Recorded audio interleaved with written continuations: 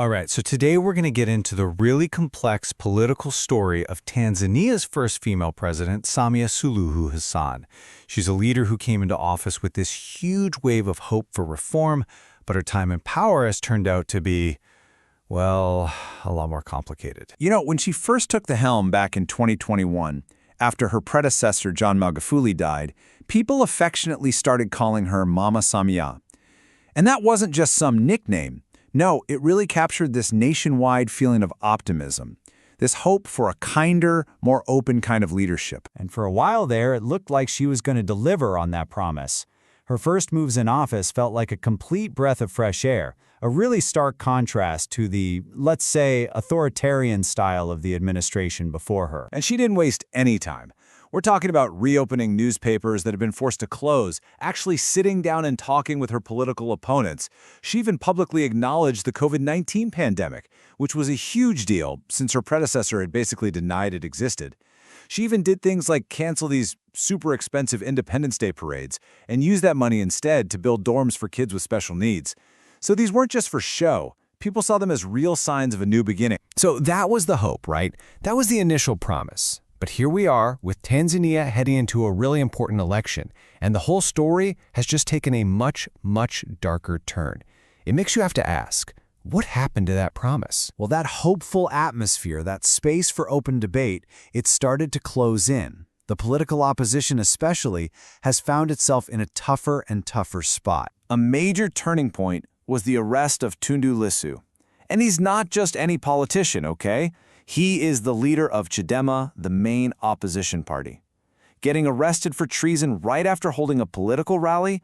Yeah, that sent a pretty chilling message to anyone who might want to challenge the government. But then, things escalated into just horrific violence. The murder of Ali Mohammed Kabau, another official from that same opposition party, was absolutely shocking. I mean, he was abducted, and his body was found later showing signs of just awful torture. The president condemned it, of course, and ordered an investigation, but for many, it felt like things had hit a terrifying new low. And these events, they're not happening in a vacuum. The world is watching. In June 2025, you had this very direct, very public plea from the famous philanthropist Mo Ibrahim, which really put a global spotlight on what was going on. So at the same time that political rivals are feeling the heat, there's been this parallel effort to really control the public story by cracking down on the media and on critics. You can see a pretty clear pattern emerge. The government has been using laws like the 2015 Cybercrimes Act to arrest journalists. And it's not just the big media houses. 3 online newspapers got suspended just for sharing a political cartoon. The crackdown is reaching individuals, too. An artist was put in jail for burning a photo of the president, and 2 YouTubers were arrested just for having conversations on their channel about things like governance and national debt. Which brings us to this really strange situation, this central paradox of President Hassan's government. Because while all these political freedoms are shrinking, the country's economy is actually growing. It's like 2 completely different realities are happening at the exact same time. I mean, just look at the numbers. The economy is doing well, boosted by a big rebound in tourism and major infrastructure projects. GDP growth is strong, and it's even expected to hit 6% in 2025. If you're just looking at the economy, things seem to be on the right track. But then you see this. The international watchdog Freedom House gives Tanzania a score of just 35 out of 100. That officially rates the country as not free.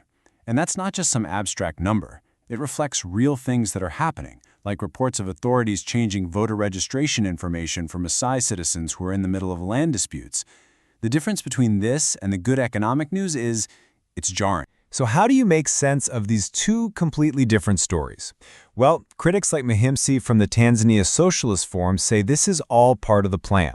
The argument is that the government is using state media and social media influencers to project this image of progress and stability, a parallel reality that basically hides the repression and ignores the problems that a lot of people are facing. All of this, the good, the bad, the confusing, it's all coming to a head in October 2025. With the general election. This is the moment where these 2 competing realities, economic progress and democratic decline, are really going to collide. And let's be really clear about what's at stake here.